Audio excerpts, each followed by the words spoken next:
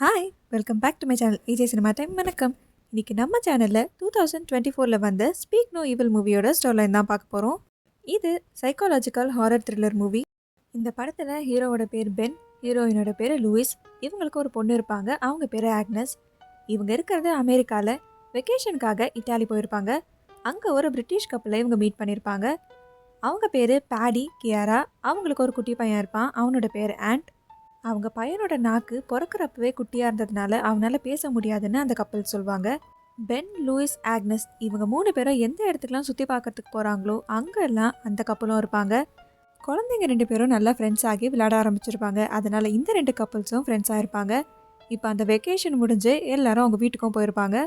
கொஞ்ச நாளைக்கு அப்புறம் இவங்களுக்கு அந்த பிரிட்டிஷ் கப்பல் கிட்டேருந்து ஒரு லெட்டர் வருது. இவங்க அந்த ட்ரிப்பில் ஒன்றா எடுத்துக்கிட்ட ஃபோட்டோவோட சேர்த்து இவங்களை அவங்க ஃபார்ம் ஹவுஸ்க்கு இன்வைட் பண்ணியிருப்பாங்க.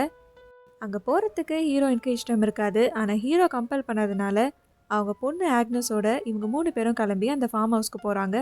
அவங்க ஃபார்ம் ஹவுஸ் இருக்கிற இடம் சிட்டியிலேருந்து ரொம்ப தூரத்தில் இருக்க ஒரு ரிமோட் வில்லேஜ். அந்த இடத்துக்கு போய் இவங்க ரீச் ஆகிறதுக்குள்ளேயே இவங்க ஃபோனில் இருக்க சிக்னல்லாம் கட் ஆகிருக்கும். இவங்க ஸ்டே பண்ணுறதுக்காக அந்த கப்பல் அரேஞ்ச் பண்ண ரூம், பெட்னு எல்லாமே ரொம்ப டர்ட்டியாக இருக்கும். இவங்க ஃபர்ஸ்ட் டைம் இட்டாலியில் மீட் பண்ணிக்கிட்டப்போ பேடி ஒரு டாக்டர்னு தான் சொல்லியிருப்பாரு இவங்க கிட்ட. ஆனால் அவங்க தங்கியிருக்க வீடு ரொம்பவே மோசமாக இருக்கும். ஆனால் இது ஒரு ரிமோட் வில்லேஜ்னு இவங்க அதுக்கு எல்லாத்துக்குமே அட்ஜஸ்ட் பண்ணி போவாங்க. அவரோட பையன் ஆண்ட் கிட்ட பேடி பிஹேவ் பண்ணுறதும் ரொம்பவே வித்தியாசமாக இருக்கும். சும்மா காமெடி பண்ணுறேன்னு அந்த கப்பல் பேசுகிற எல்லாமே இவங்களுக்கு ரொம்ப ஷாக்காக இருக்கும்.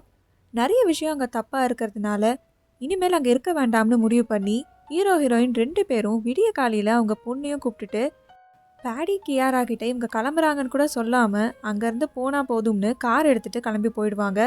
ஆனால் கொஞ்சம் தூரம் போன அப்புறம் இவங்களோட பொண்ணு ஆக்னஸ் அவங்க வச்சுருந்த டாலை அந்த வீட்லேயே மறந்து வச்சிட்டேன்னு சொல்லுவாங்க. அது இல்லாமல் நான் வரமாட்டேன்னு ரொம்ப அடம் வைப்பாங்க. அதனால் வேறு வழியே இல்லாமல் மறுபடியும் காரை திருப்பி அந்த ஃபார்ம் ஹவுஸ்க்கே இவங்க போவாங்க அந்த டால் எடுக்கிறதுக்காக. இவங்க கிளம்புனப்போ அந்த பேடியும் கியாராவும் தூங்கிட்டு இருந்திருப்பாங்க. ஆனால் இப்போ ரிட்டர்ன் போனப்போ அவங்க 2 பேரும் முழிச்சிட்டு இருப்பாங்க. இவங்க கிட்ட ஒரு சோக கதையை சொல்லி இவங்கள நம்ப வச்சு திரும்பி அவங்கள போக விடாமல் அங்கேயே ஸ்டே பண்ணுற மாதிரி அவங்க பண்ணியிருப்பாங்க. அப்போதான் ஆண்ட்டும் ஆக்னஸும் விளையாடிக்கிட்டு இருக்கப்போ ஆண்ட் சில ஃபோட்டோஸை காமிச்சு இவங்க ஃபேமிலியை எதுக்காக இவங்க இன்வைட் பண்ணாங்கன்னு அவனால் முடிஞ்ச வரைக்கும் புரிய வைப்பான். இந்த பேடியும் கியாராவும் யார், எதுக்காக இந்த மாதிரி கப்பலில் இங்கே இன்வைட் பண்ணுறாங்க, அவங்களோட பிளான் என்ன, இவங்க கிட்டேருந்து ஹீரோ ஹீரோயினும் அவங்க பொண்ணும் உயிரோட தப்பிச்சாங்களா இல்லையா அப்படிங்கிறது தான் இந்த படத்தோட கதை. இந்த மாதிரி மூவிஸோட ஸ்டோரிலைன் பற்றி தெரிஞ்சுக்க நம்ம சேனலை சப்ஸ்கிரைப் பண்ணிவிடுங்க. பக்கத்தில் இருக்க பெல் ஐகானை கிளிக் பண்ணிவிடுங்க. இந்த வீடியோ உங்களுக்கு பிடிச்சிருந்ததுன்னா இதுக்கு ஒரு லைக் பண்ணிவிடுங்க. டாடா bye from AJ cinema time. வணக்கம்.